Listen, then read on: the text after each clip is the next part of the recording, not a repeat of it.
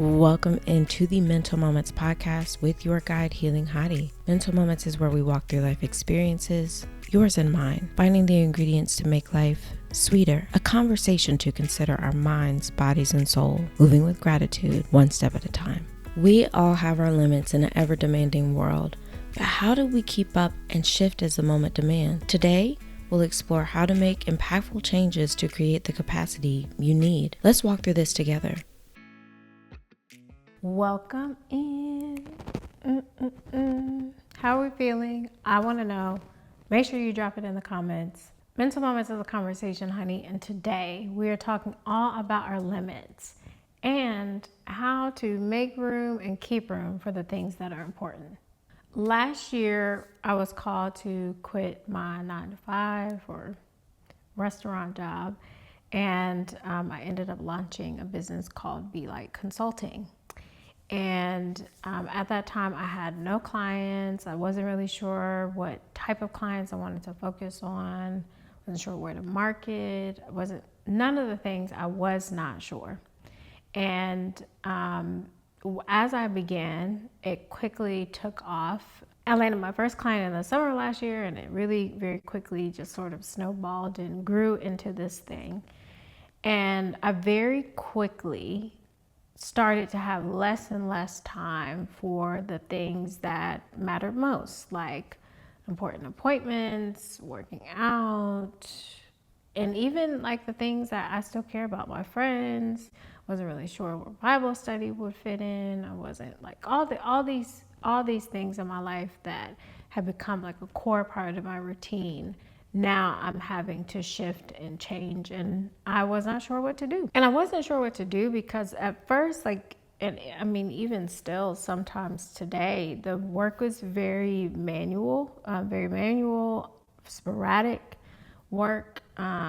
There wasn't really a strategy to it. And so I really just had to wake up every day and be like, oh, okay, like what's on my plate today? What are we doing today? And I will say like a lot of that still exists in my life, that I can wake up and my day will look totally different than it was yesterday. But at that time, I hadn't been used to that. I had been very much into like a routine of, at least I know I'm doing X, Y, and Z. Even the months I was out of work, at least I know like these are like the essential things that I need to hit. And while the first few months were unpredictable, I very quickly found my footing in the creative and wellness spaces or supporting companies like that. And interesting thing about how God has designed my life, anytime that I intentionally go out and network and go do something, I end up landing some sort of client or prospect or opportunity. And that's exactly what happened. Like literally for the next few months, and even still to this day, like I'll be pretty intentional, and then I'll land a new opportunity. And I'm not going out there to land a new opportunity. I'm just showing up as myself, and as I should be. And it's a beautiful blessing to have, but it's also created a lot of like, now my capacity's got to shift here. Okay, hold on, I may have to move some things around, or okay, let me shift these things. And not just in the business sense, there were some things personally where in my family I was tapped to be a very active auntie. I take my role as TT Bree in my nephews and my nieces' lives very seriously. And so I was like, all right, I gotta help out with some things. And so specifically for my oldest nephew. And so like I was like, all right, I really gotta shift some things around.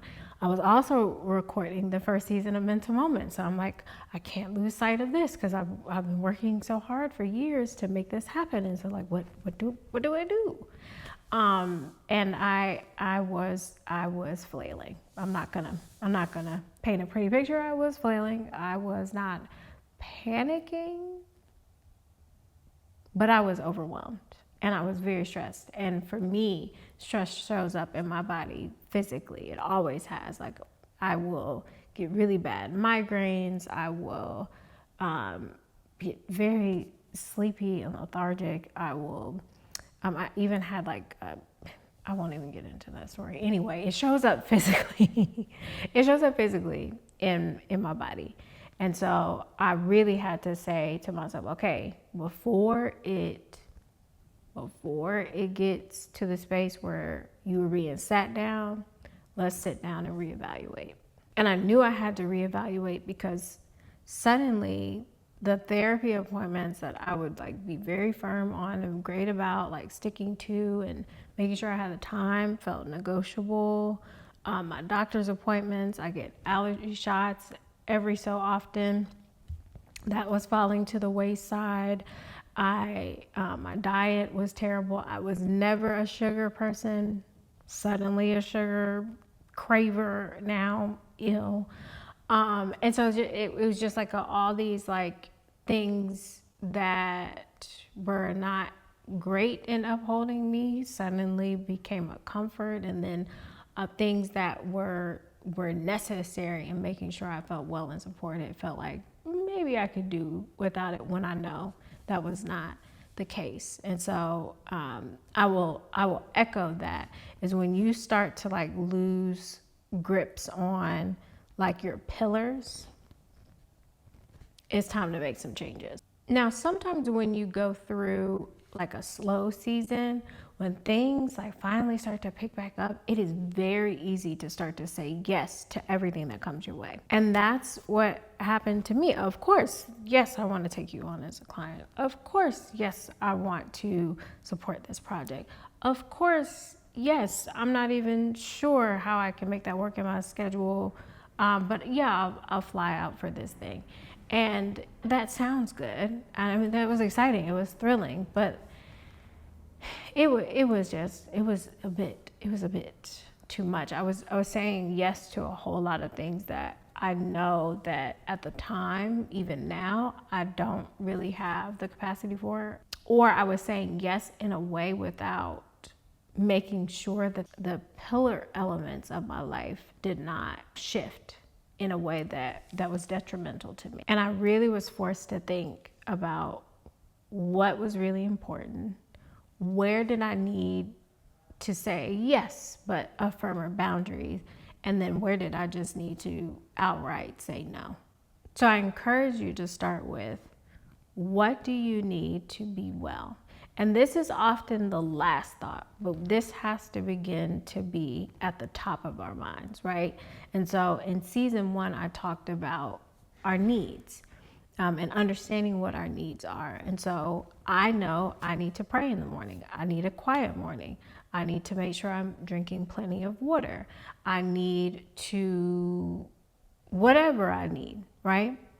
And so if I keep that like top of mind every day, every week, if I know that like I need to check in with my therapist and really have an important session to just like process through some things at least twice a month, I need to go ahead and schedule those out no matter what else is coming up. Those can't be negotiable kind of thing. I've also come to understand that I need a creative way to move my body, whether that's dance or I've picked up the hobby of going to aerial classes. Like I need a outward form of expression, and something that gets me moving mentally and physically. When I'm now like considering my weeks, I think through those things. Okay, well, how do we make sure that those are slotted in there? And if they're like, a helpful thing to have, like what time of day is just for God? What time of day is just for me? What time of day is for nothing other than existing? And I know I need that as well. And so make a list of like, no matter what, I need these things to happen in my life in order to be well. Next, I would encourage you to look at what you've said yes to and how much time it's taking. We have 168 hours in a week, right? That sometimes feel like a lot of time, sometimes it doesn't feel like a whole lot of time, but this is the amount of time that we have. With that time, How much time do you spend at work? How much time do you spend working out? How much time do you spend reading? How much, like, really break it down in those quantities of like, how much time is this taking up as it stands right now? And then of some of those things that have pulled a lot of your capacity, what would it look like to spend less time doing those things, right? And so for me, and I'm sensitive to those who are caregivers of others, who are parents, who, you know, are responsible for other human beings. I know that has to be flexible at times, many times. But when I think about like work for me, I know that like I do not have to spend from 7 in the morning until 10 at night actively working. And I was doing that for months. Like that absolutely does not have to be a constant in order for me to make the level of income, for me to be productive, for me to execute on all the things that I need to do. And so what does that actually, like, if I spent less time working, what would have to happen in order for me to be effective in that? And not stress myself in that condensed time either, but really like to really be productive and effective and do the work that I am tasked to do. What does that look like? So that way I do have the freedom to say, I can attend that 7:45 aerial class. I can get up with my homegirl. I can have just a nice girls' night without any stress or concern. I know that also looks like, okay, hey, I gotta get up a little bit earlier to pray, so that way that time is not interrupted, and when I get up that early, I'm not using that as a loophole to immediately go into work, right? And really not only looking at that time of doing those things that are really eating up the bulk of your time right now, but what does it look like to do that in a shorter duration? So that way you have more time for the things that are necessary to sustain you.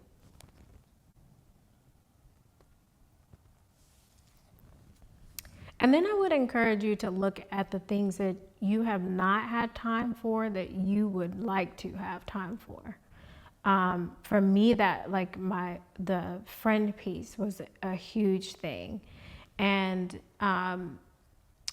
I will say that I have spent, I spoke to in the first episode of season 2 of that, I have had the pleasure of being around thousands of people at once. And when you're in those environments where you're like constantly surrounded or around people a lot, it can kind of desensitize you to wanting to have like more human connection, because you're like, that's a lot of people. At least that was the case for me.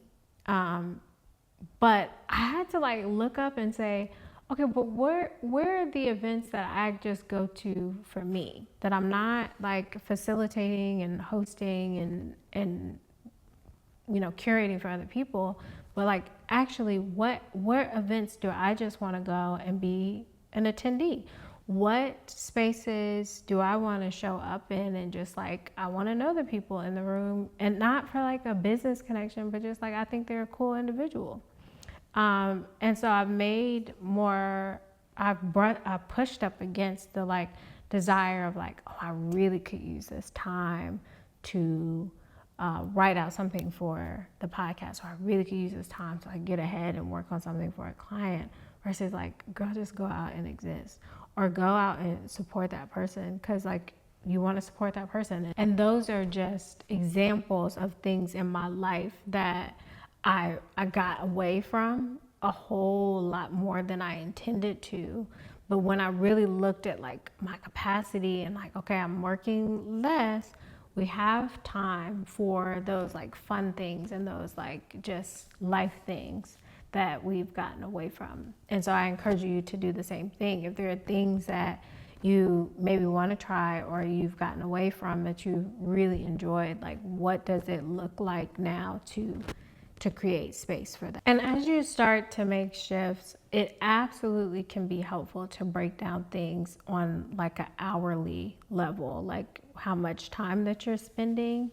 And then as you analyze that, putting chunks of time for like the important things, not just the show up for other people things, but the things that allow you to show up for yourself and show up well in your life. And then for those things that you've said yes to where you're like, we're gonna need some boundaries, you can start to make those changes with context. And so one of the things that I've started to do really well is that the companies that I work with, I'm like, hey, I'm available. I'm very responsive between 7 and 7. But outside of that time, I'll get you tomorrow. And even in that, I had to like start to get more comfortable and more confident in like, it's going to be okay if you say that and it'll be fine. Even to the people that have kids, for my moms out there, implementing mommy hour. You know, if your kids are old enough to understand that, like mommy's gonna have quiet time right now, and we're going to leave her alone. And then, you know, that's not going to be without its growing pains and shifts and changes, but making those changes with context can be helpful for you, not more so for them, but for you to like really sit in and say, okay, no, this is my decision. It can be challenging when you have not been used to standing in firm boundaries. And then there are just some things that you're gonna have to start to say no to. I have no issue with saying no. I know that can be a little bit tricky in corporate spaces and client spaces, right? And so I always say no with an alternative, no with a solution, no with instruction on, you know, how to empower them to do it. And I just say no. I just say no, like I'm not available for that. I'm not interested in that. I'm okay. No, that's not something that I'm going to involve myself in. And that's okay. And that's totally fine, because one, no is a complete sentence, and two, we cannot be everything to everybody, because we are not that for ourselves. We can't be that for ourselves. But if you cannot even give it your vessel the things that it needs to be well, you can't possibly show up well for others. And so this is just a reminder to you, as a reminder to me, as I continue to build and do more things, that being mindful of our capacity is a beautiful thing, because it allows us to live life in a way that is just present, a life that is whole. And it allows you to show up in others' lives well and whole. So life is too short to live in constant survival and worry all the time and be run ragged. And that is not good for you, your health. So I encourage you, as we continue to do this thing called life, that you continue to monitor and create a space and a pace that you can maintain and adjust as needed. Remember, this is a conversation, so make sure that you follow us on Instagram at Mental Moments and Healing Hottie, so we can keep this conversation going. I pray what took me 12 steps takes you 3. Keep building a life you will be proud of, no matter how long it takes. Until next time.